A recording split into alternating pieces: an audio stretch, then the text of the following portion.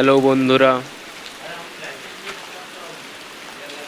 Biswajit YouTube channel আবার তোমাদের সামনে নতুন একটা ভিডিও নিয়ে চলে এলাম।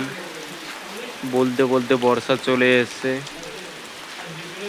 দেখতে পাচ্ছেন।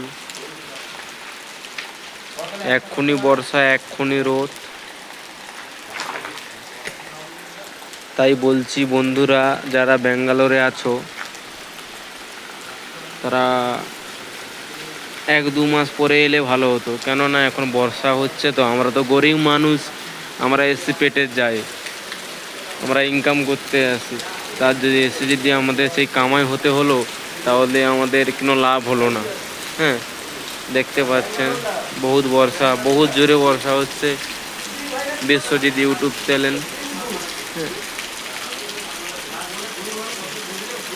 বলছি,